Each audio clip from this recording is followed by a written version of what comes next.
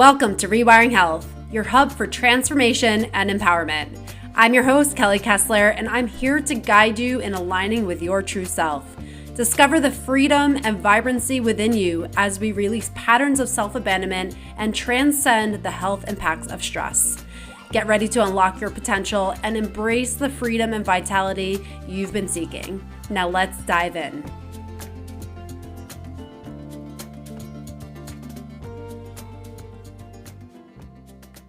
A cancer diagnosis is life-changing, and in this episode, I have the pleasure of speaking with Georges Cordoba. He had stage 4 melanoma, which metastasized to brain cancer. He fought the disease for 10 years and had 10 surgeries. Pharmaceuticals nearly destroyed his body, and with a leap of faith, he took the natural holistic route to heal, where he is now living his 12th year free of cancer. Georges is now a holistic health and life coach, holistic mastery of transformational coaching, functional nutritionist, professional speaker, Reiki teacher, and practitioner and hypnotist.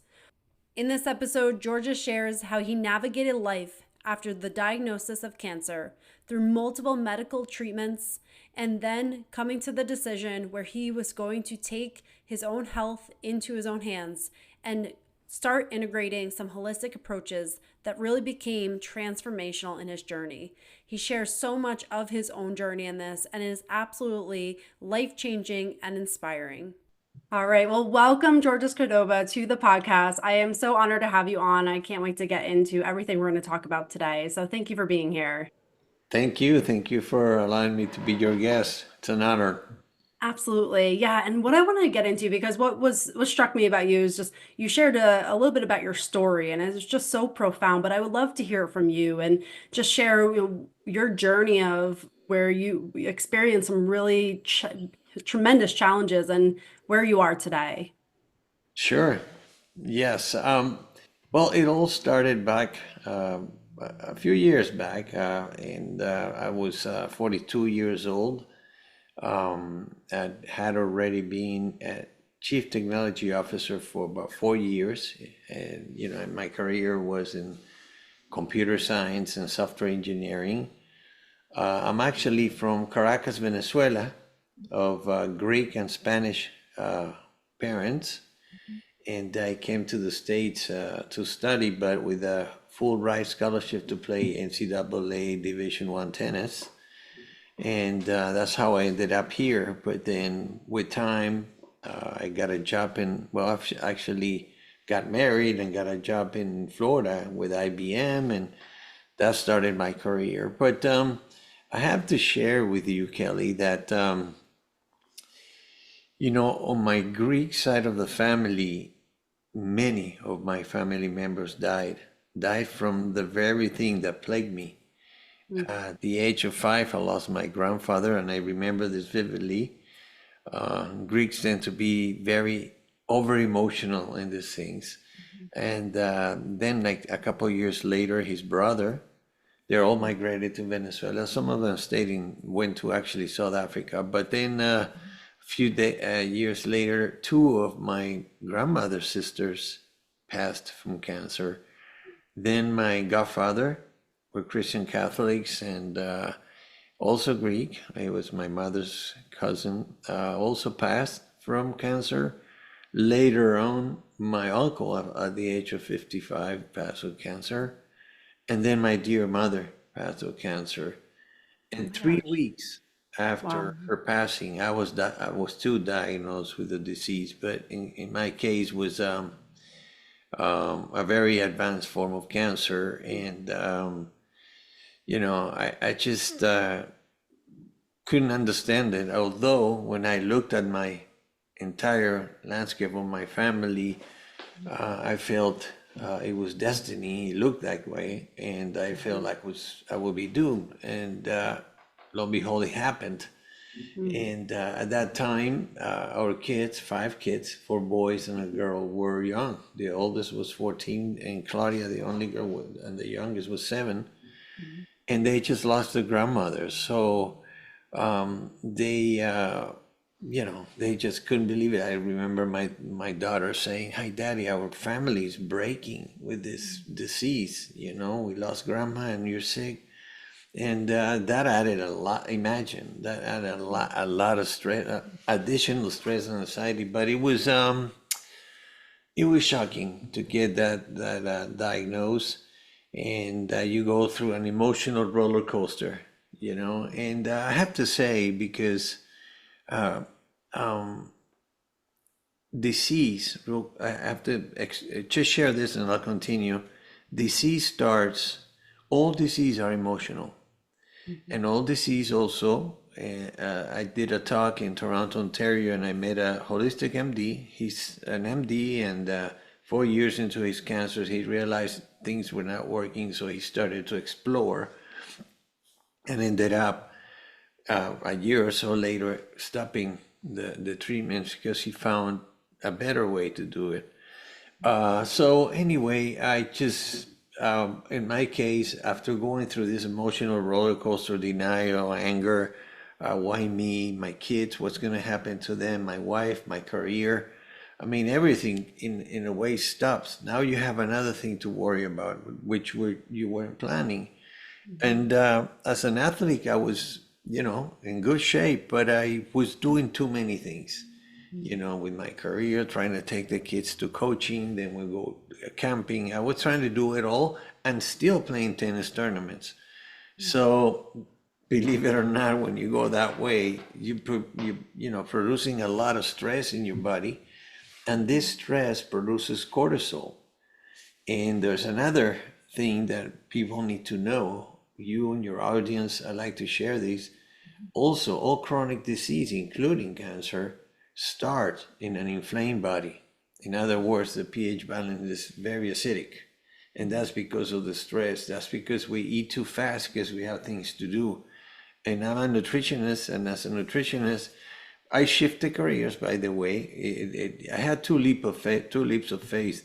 The first one was on year 8, I was tired. I was fed up with surgery, which, by the way, if it wasn't for the surgeries, I would not be talking to you today. But all in all, were 10 surgeries, and 4 of them were in my brain because I had 8 tumors in my brain, and 2 of the tumors in my brain were not operable. They were in my back lobe. But on year 8, I was tired of surgery, treatment, remission, recurrence, surgery, treatment, remission. It was this loop for nearly 8 years. It was actually a little over 8 years. In the first craniotomy I had, after that, they gave me this new quote unquote chemo oral. It was capsules that they claimed that they tried it, FDA approved, and they say, well, this one penetrates the brain. Finally, we found a chemo that goes through the brain. Is very cautious about what it accepts in there. So the whole thing was, by the way, each of those capsules, and I'm on year 8. Financially, even though we were doing well, my wife and I, 7 years into this, 5 kids, I would say I couldn't really produce that much, so I had to do a transition to another CTO, and they kept me for 18 months as a consultant working from home. So, but these pills were supposed to be taken from Monday to Friday, take a break the weekend, and then again Monday to Friday, 3 straight weeks. On my second Monday, in other words, my 6th capsule, I really thought I was going to get a heart attack. It just, this thing really, my heart was pumping. I had this anxiety attack. I felt like I was all over the roof everywhere. It was like I took it was a drug. And so nobody was home. My wife was working, the kids were in school. I'm a piano player, so I tried to play the piano, but I was so, I couldn't. So I just lay down on the couch and breathe. I was trying to breathe it out until my wife got home. And at that point, as I was going through this, I'm a person of faith. Faith had an amazing role in my healing. But it was a total of 10 years and 10 surgeries, 4 craniotomies, and 2 gamma knives, and endless biopsies. It was a completely new life in a way. But I was fed up. And when my wife, I started, kind of like saying, Lord, this is not working for me. So when my wife came home, she realized something was wrong because she saw me, and I said, look, this is what's happened. I'm not taking those anymore. No, no, no. Listen, please take me to church. I don't feel well to work, to drive. So she took me to church. There's a chapel. I went in. We both went in. I went to the altar, and I kneeled and cried my butt off. It was just. And then came something that to me was another key component. I surrendered. I just said, look, I've been trying to do things on my own, and these guys are trying, but it's not working for me. Give me the discernment to see, I'm feeling about stopping this stuff. And so I stayed there for a while. And on the way home, I told my wife, who at the time was ultrasound tech for cardiovascular and obstetrics. And and we have doctors in the family. One of them is a surgeon. And a real good friend that grew up with me playing tennis, and they're both married and doctors, and they're my daughter's godparents. But anyway, when I said this, everybody was against it. You crazy, be patient. Oh yeah, be patient. I know myself. You see, intuition, Kelly, is our best coach. Yeah. And somehow, unfortunately, we lose that power through the years. Oh, don't listen to your teachers, listen to the pastor or your uncle, or don't listen to yourself. And unfortunately, also, when in the West, I'm also a hypnotherapist. I did a bunch of stuff to provide more value to my clients, because that's what I do today. I work with people who are dealing with cancer, especially those who are fed up, that they're saying, I'm not going anywhere. I have a poor quality of life. I need to find something else.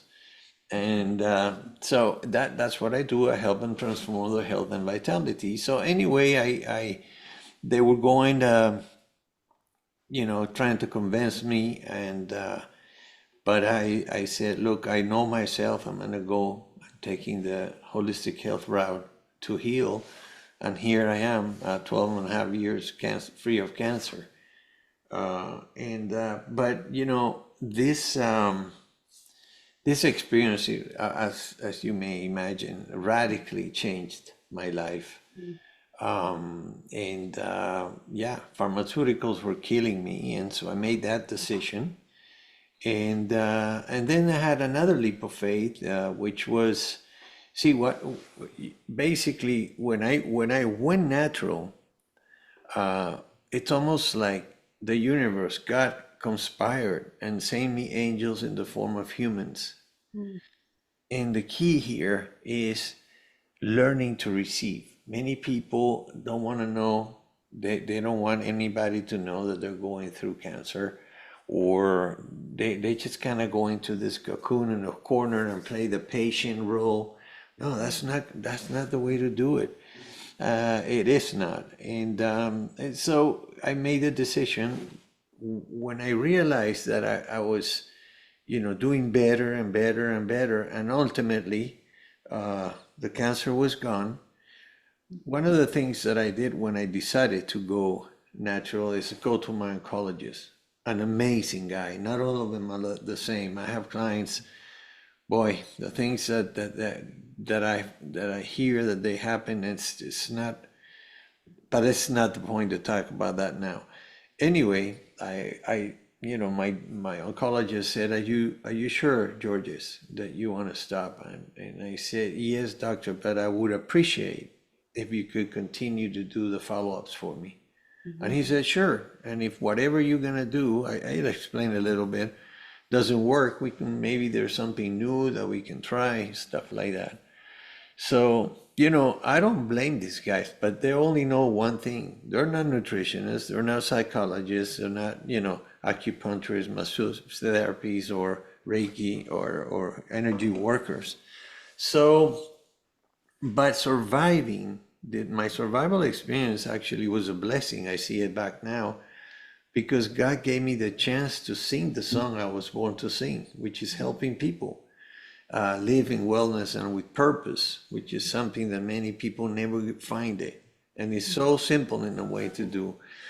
So that's me. It got to the point that everything was working. If I have time, I'm not sure if you have any questions for me. I don't Oh, know. absolutely. I do. Okay. Yeah. Yeah, there's so much I want to unpack there. I mean, I thank you again for sharing your story Hmm. because it's really through those stories that helps others see maybe themselves in your path and Hmm. see that there is hope even if you feel like you're at that wit's end and you don't know where to turn or how this could work out, that just hearing you overcome something so tremendous that hopefully someone who maybe is going through a similar journey can really see that in themselves and start to trust themselves. And I want to go back to that when you talk about intuition and you're listening to all the other voices and then you really tune into yourself. Can you describe that experience of like, what did that feel like, that voice that was coming in from you? How did you know that was where you needed to go? What did that sense feel Yes. like? Excellent, excellent question. Well, I I play tennis, like I said, and early on when I was in the national junior team, we had a coach. We have coaches, and we had one that they brought from Yugoslavia. It was still one country before the war, and he was an Olympian. But he taught us how to do mental rehearsing to have an edge against our opponents, or to come back from behind and stuff like that. That was also key. Especially, I used that mental rehearsing when I was all around. But when I made that decision, something really happened. I started to see my disease as my toughest tennis opponent. This is Mhm, my toughest tennis opponent, or the toughest mountain to move. mhm, And so I also heard from someone in the past, and I think it probably was in a retreat, or one of these youth retreats, that when you have this gut feeling, this little tickle in about something, and it keeps coming, and it keeps coming and coming, and it goes over 35%. If you say, man, this is growing, act on it. mhm, Have the faith to act on it. This is your inner power, your subconscious mind, the infinite wisdom that we have inside. We were all born, you and I are the same, so wise. And it's trying to tell you something, act on it. But here's the deal, it's so hard to do this. And I tell you this as working with the mind, as a hypnotherapist, there's 13 rules of the mind. And one of them, it's the mind goes to what is familiar. And what is familiar in the West, Europe, and the Americas is to go to an oncologist right away. There's no other option in our mind. We just all learned that. mhm, Plus, we don't even think about it, but when we go in to see this person, this lady or gentleman is your employee. You are going to hire him to help you heal. But we don't think about that. We just go there and we dump all our power to this person. And what the doctor says, we do. The doctor said, and you go home and then you start playing the patient game. Oh, poor me, I'm trying, but and there's people with great attitudes trying, trying, trying. But you know what? More than 50% of these situations don't work. mhm, People, and then if they work, they have this word that I hate. Oh, you're in remission now. mhm, I hate that word because they're telling your psyche that it could come back. mhm, Why don't you say, don't be afraid? Of course, there's laws and, malpractice. So they have to protect themselves. It's just a fear cycle for everyone, you know? Yeah. But the truth is that there's 12 other rules of the mind. And the mind, one of them is that the mind learns by repetition. Mm-hmm. So it doesn't know about tomorrow or yesterday. It's on the present moment. So you can say, oh, I'm going to heal from my hepatitis in June. I'll be healed. No, it's today. Mm-hmm. I am healed. I am healed. I'm thankful because I am healed. And then, I teach this type of stuff to my clients. And there's other ones. What you say, what you think, and what you visualize, the mind and the subconscious mind work together to make it happen. If we put these things into practice, eventually the disease goes away. But there are some other tips, and then I'll let you ask me another question because this one was great. Yeah. I told you all disease starts as well in an inflamed body. Mm-hmm. So there is the first thing I did when I just jumped the fence and went to the natural route. I went to visit an angel, my body's doubles player and former cohort player here in the university that we went through with scholarships. His wife was into holistic stuff. Since she was 18, and she says, "Look, my sister went to see this naturopath in Palm Beach, Mm-hmm. and she helped him rid of hepatitis." And I was open, like I said, to receive. I was, and that also was a key. I'll tell you. But I went to see him, and the first thing he said, it was, "Georges, do you know the secret of health?" And I go, well, no. I mean, I eat well. I work out. I play tournaments. I'm healthy. But he goes, the secret of health is to have a balanced pH. Mm. Okay, and most people are acidic, and you, well, 8 years with chemo and radio, so he said that, and then he put me in this biofeedback scan, non-invasive, non-FDA approved. He got it from Germany, and kind of wires in my hands, in my head, in my feet, in my heart, and he turned it on, and he had this. I was sitting down, and he had this screen in front of me. And I could see, Kelly, from my feet to my head, like if it was the 4th of July, sparks of light. And he says, Yeah. Georges, that's acidity that you have in the body. But then he says, if we're going to balance your pH, we're going to clear you up. We're going to do a 21-day detox. Then we're going to do another scan, and then we're going to do another 20 days. And but he said, look, if you manage to have a balanced pH, the disease will start gradually going away because you're killing the environment where it strives to grow. And so that makes sense. And then he says, but you also have to be careful not to be too alkaline. And that, because then it turns green. It's like a pool. You put too much chlorine, it's very acidic. But if you don't put enough, it gets green, and there's bacteria and stuff. So it's really about a balanced pH. I have a giveaway for your audience. I'll send you the link, and it has an ebook that explains all about and the myths about the pH balance. Plus, it has a table that shows you and your audience what foods are acidic and what foods are alkaline. So you can, there's also there a meditation for something else that is important, which is forgiveness. Forgiveness is healing. Forgiveness of stuff that happened in our early years and then through our lives. That continues. It's like an automatic cortisol producer, and you don't even know it. So we're creating acidity from there, and also because of the way that we eat. In the US, we chew only 6 times before we swallow.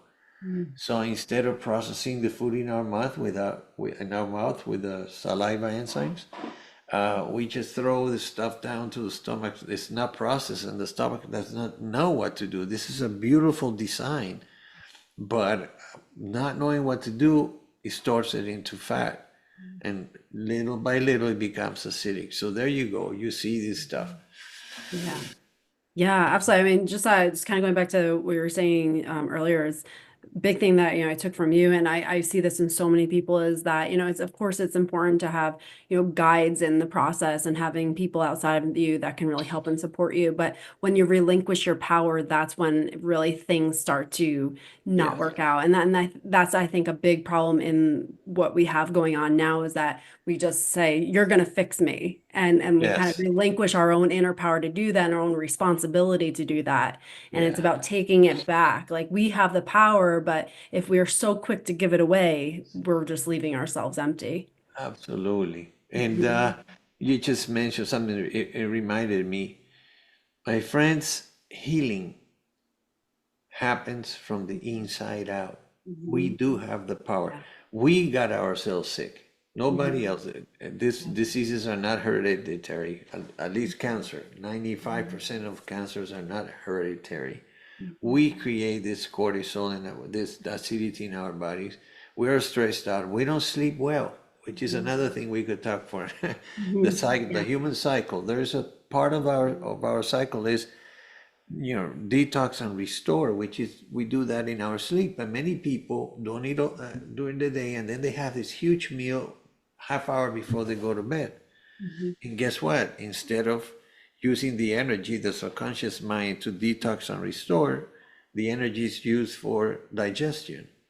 So Mhm. you wake up in the morning like sluggish and stuff, and there you go. You're creating a cycle that eventually, it gets you sick. Any chronic disease. A can of soda, Mhm. Kelly, has about 9 to 12, depending on what brand, 9 to 12 teaspoons of refined sugar. Mhm. In order to alkaline a can of soda, you have to drink 32 glasses of water. Wow. Oh my gosh. Imagine people that have 2 or 3 a day, Yeah. what Wow. they're doing to themselves. Yeah. There's no way that you're taking in that much water to balance that out. Oh my gosh. And then we talk about the chronicity of the stress levels and the environment of, when we're in a stress response, our body's not going to direct any resources to healing. It's like if you have a bear in front of you, you're not going to say, let me just take a moment to heal. Like the bear is there and you're just going to continue to respond to that until you start to allow yourself to feel that safety within yourself. Yeah, and, Yeah. and interesting. I use the same the same Mhm. analogy. Yeah, Mhm. what happens there, let's say you're having a great meal, healthy meal, Mhm. and you see this bear or a pit bull coming, drooling, and you know it's going to attack you. You have Mhm. two options, fight or flight. Mhm. And so at that moment, your digestion stops. Your meal is Mhm. gone. It's just all. You have to save your life. But Mhm. you know what's interesting? The That's the sympathetic system of our branch. You know this, and it doesn't know if it's a bear, if it's a Mhm. pit bull, or if you're stressed with traffic, or you had an Mhm. argument with your boss, or whatever. It's the same thing. It's just the vagus nerve realizes that and sends a message. Hey, Kelly's stressed out. Digestion is not gonna go well. Yeah, absolutely. And that vagus nerve, it goes to all your organs. So then it's just, yeah, Yes. it's just responding to everything, and the whole system becomes that inflammatory, it There gives out you the go. inflammatory response at that point. Yeah, There you and then it's that cycle. Then, your mind gets into it, then you start catastrophizing, you ruminate about it, and then now you're just perpetuating the whole problem that's going absolutely. on. Yeah. So I want to get into how do we break this cycle because I would love to hear more of like your healing journey. And so when you started to pursuing those holistic methods, can you talk about that? What did that look like? Where did you start? How did you know where to begin? And what does that look like maybe today? Yes. Excellent question. He who seeks shall find. Hmm. I had no coach at that time. Melanoma was, which is what I had, malignant melanoma, was very kind of like new in the States. For Hmm. some reason, and it's very aggressive. So they, like anything else with medicine, they try, trial and error. Oh, let's try this. No, Hmm. let's try this. It worked from somebody with hepatitis. And Hmm. there you are, you're a guinea pig going through this. But when I made the decision, I became a student. I searched about holistic health. And another angel, a former employee of mine, gave me a book on emotional intelligence. In that book, they talked about forgiveness. And so I started to look into that. And because I had surrendered and humbled myself, really, that was the reason. If not, I would not even think about this. I said, well, this makes so much sense. So I reached out to those who hurt me through my life since I was, a youngster. And what was amazing, Kelly, is that none of them remember hurting me. And I carry this venom, this poison for years, producing cortisol in my body. Then, but they say, well, I'm sorry, I don't remember, but I'm sorry. So that was a lot of clutter that I cleared. But then I went and approached those who I hurt as a youngster, we mean, or I never was a bully, but some girls in college and only one remembered, which is again, I'm here with this guilt producing, this poison, cortisol, and but I was able to ask for forgiveness, and I was forgiven. And then the third one and the hardest one was forgiving myself. But when all those three happened, Kelly, I stopped having recurrences. See, that the root of all disease is emotional. Like I told you, obviously, if you're top to that, you have an inflamed body. I mean, you're a walking bomb. But it felt like a grand piano was released from my shoulders, and I stopped having recurrences. That was the emotional part. I did a lot of visualization, okay, because I knew about the mind and all this stuff. I remember visualizing the Pac-Man game, these creatures eating all the tumors in my body.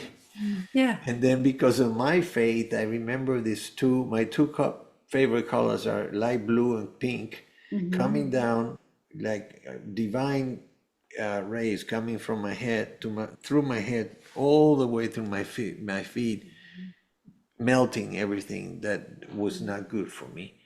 And then obviously I made sure that I had a pH balance all along. You can buy this pH strips, in any pharmacy or Walmart or whatever, and you can test it. But what I do now as a coach, and allow me to say this real quick, is I teach my clients how to order a balanced pH plate in a restaurant, how to make a balanced, cook a balanced pH plate for at home, instead of going through the extremes. I don't believe in like paleo, keto, or going vegetarian, vegan. It's the same all through the ages. Good proteins, good fats, and good carbs, and ensuring that they produce a pH balance in your body. Even colds. I mean, I haven't had a cold for now years. Even well, I did get COVID. I didn't get my vaccine, but my wife, and they got it to my wife. But we let the natural process, get rid of that, and we were in pretty good shape. So we survived it. But other than that, so here's two things that I like to share. One is that Chinese Chinese medicine. What they say something. I'm a Libra, and I always subconsciously trying to be in balance. But they say the only time that you're in balance with your physical, emotional, mental, and spiritual self is when you're born. And then when you pass, when you're leaving the earth. And everything in the middle, Kelly, is adapting to change.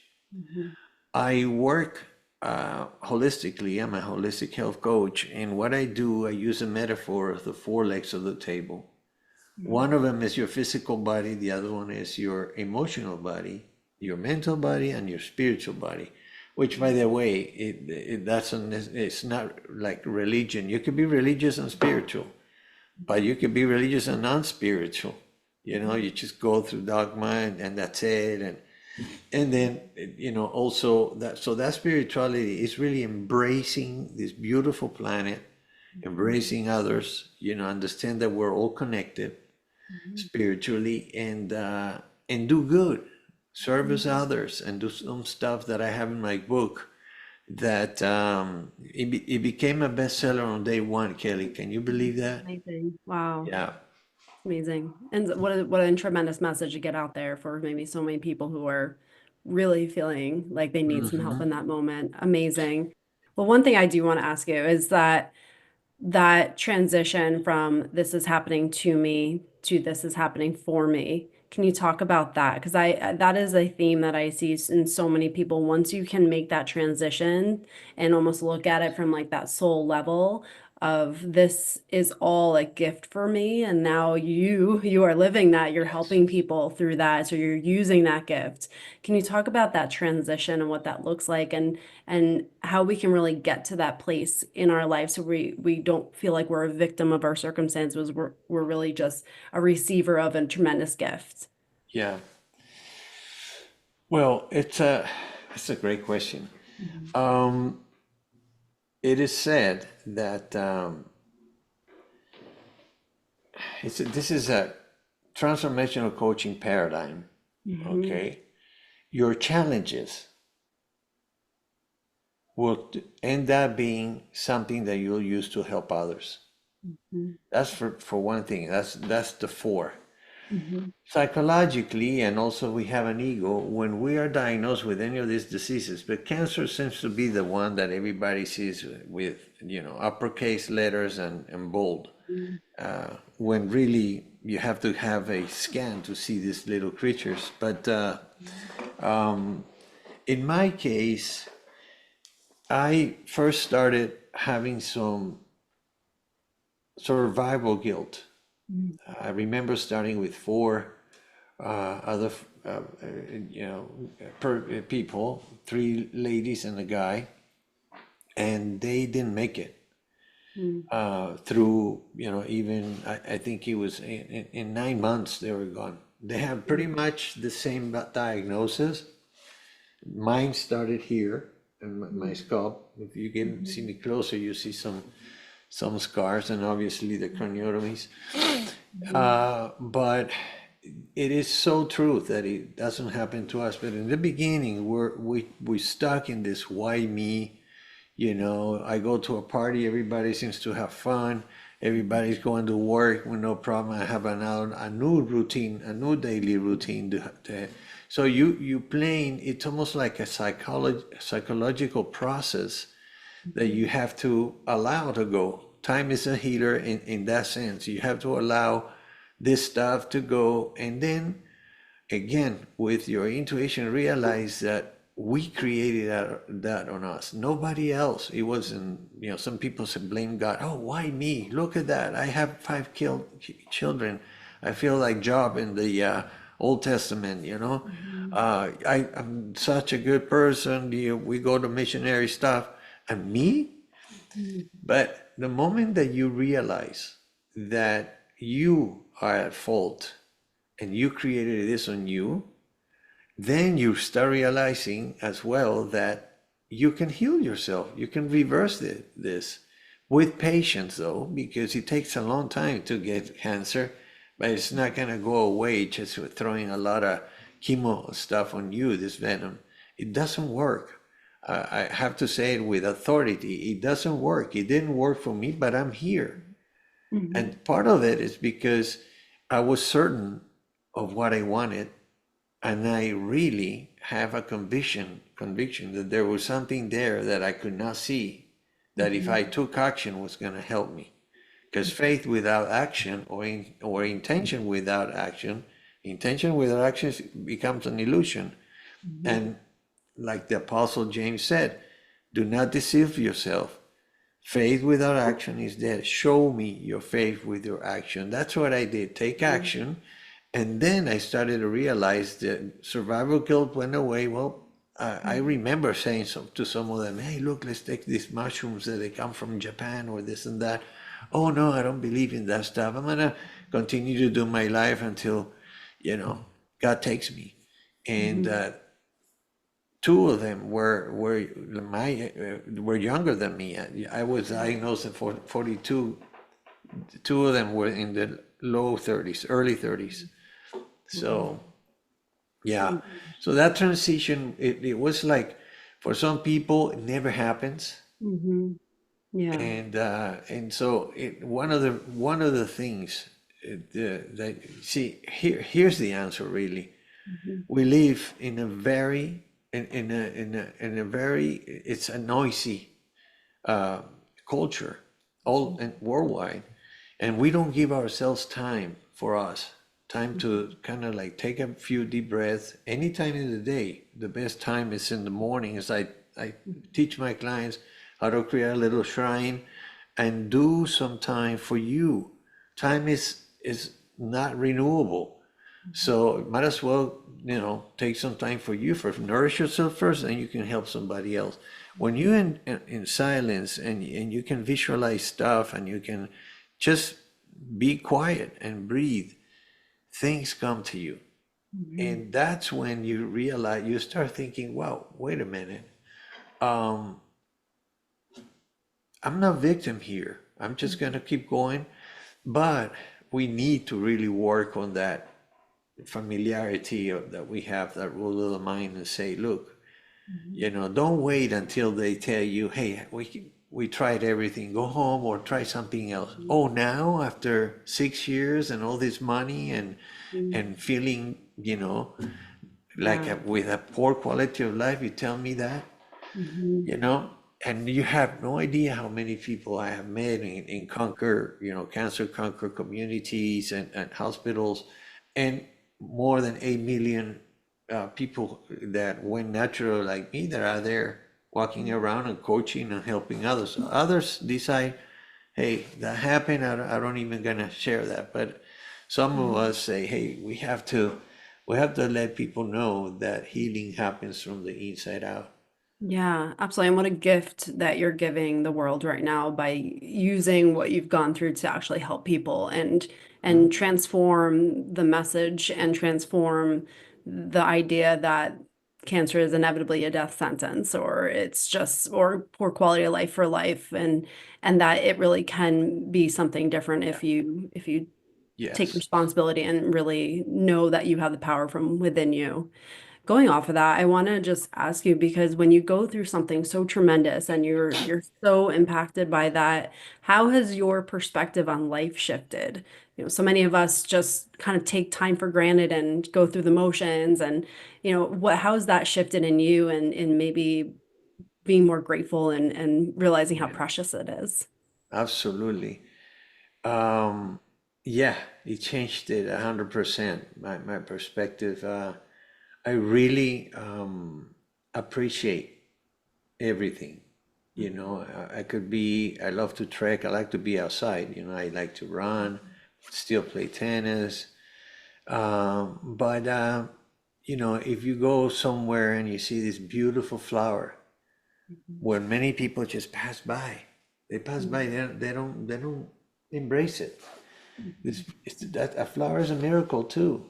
And a beautiful tree, a full moon, or all the different stages of the moon as it becomes full, a beautiful sunset, a beautiful, the ones I love the more are the sunrise. I wrote my book in South Beach, Florida. On Saturdays and Sundays, I would get there at 5, meditate, wait for the light to come up, the sun, and start writing. And because Spanish is my first language, sometimes I will be going over there, listen to a song that would inspire me in Spanish. So I would write in Spanish, and then at other times it would be in English, so I would write in English. And so at the end of the day, I ended up with the book. I had to translate some Yeah. things into here, and I had Mhm. two books. I, Yeah. I, I launched the English one first, Mhm. but yeah, everything changes. I remember um, my daughter was in the national tap dancing team, and the nationals were in Orlando, Florida. And when they finish, we decided, we all planned, some of the families, to go to this water park and spend the day there. And so we all were floating with these things that, the round rubber things, and we were just floating as a group. And it's a big pool, like a river, and then you go through like beneath a bridge, not too high, the bridge. And we were going on the third loop. We see this parents with a kid coming, so we made some room for them to pass us. And as they were going under the roof, the bridge, the kid had Down syndrome, and he said, "Hey, Mom and Dad, look at this beautiful orchid." It was a yellow orchid right there, that you could not miss, but no one said anything except that kid. And Yeah. that really, I was going through my cancer, but that really was a lesson for me. And even with cancer, you start really, through that time, you really start wondering what is really important for you. Every single surgery of the 10s, especially the ones that were going to be 10 hours and stuff, the things that I thought about was the important things: seeing my kids grow up, graduate from high school, my daughter having her first communion, stuff like that, and really the things that I have failed to do, that I still had to do in this place, which is crazy. So yeah, yeah, Yeah. Yeah, thank you for sharing. 'Cause that's that perspective shift. Like we can so get caught up in the mundane, the things that we think are important and they're really not. So it's like when you have that gift to be able to see what truly is important, and hopefully anyone who's listening to this doesn't have to go through the same things to start to have that moment of presence in their life and slow down and start to realize what they have in front of them and not always be looking for more or something outside themselves. yeah. So I really appreciate you sharing that. And this has been such a transformative conversation. I know it's going to help so many people in tremendous ways. So thank you. And for anyone who wanted to connect with you and learn more about your services, where can they find you? They can find me. They could actually go to my website. It's very easy. It's isyourhealth.com. Mhm. And they can, connect with me over there. I'll send you some links. Well, you have them already. I wanna actually provide a gift for you and your audience. And you can find my book in Amazon. It's titled "Beating the Odds," and by Georges Cordoba. And you can get it in audio or paperback or Kindle. But obviously, in my website, you can also schedule a clarity call or discovery call for questions and stuff, and see. In many cases, I help the person start with teach them in that discovery session how to create a roadmap to their health. But it is a process. People are, the mind. The good news is that, in no time, once the ego releases, once the ego says, "Oh my, come on, Kelly, you don't believe what you're saying. You're not healed." It happens after you continue to do this. Uh, Eventually, the subconscious mind, it makes it happen. When the mind tells the subconscious mind what to do through repetitions of visualization, and just being blunt, and also the visualization, all this stuff works. It takes a little time, but what is the option? Mhm. The success stories that I've gone through, some people unfortunately pass. They start too late in the process. But on the other hand, I worked with a young gentleman, 38 years old, like my son, from Australia, tennis player. He was sent home with steroids and morphine.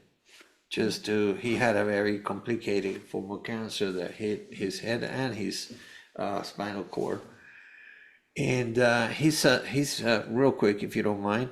Yeah, His absolutely. sister, his sister saw me in a podcast, Mm-hmm. and immediately she was in Belgium, I think. Immediately called, my client's mother. He was actually in bed, and then when they would wake him up, they put him in a wheelchair. They were just waiting for him to go, and his mother, had reached out to me. We talked. We, imagine the time difference. But anyway, we talked, and I said, okay, let's do a session, a discovery session with Matt, and then we'll see. For me, it was a first one. I've been doing this almost 8 years, and this Yeah. is 2 years ago. Mm-hmm. And so he couldn't talk. He was looking at me, but he was gone with the morphine. For then it was 9 in the morning for me here, and the day before at 5.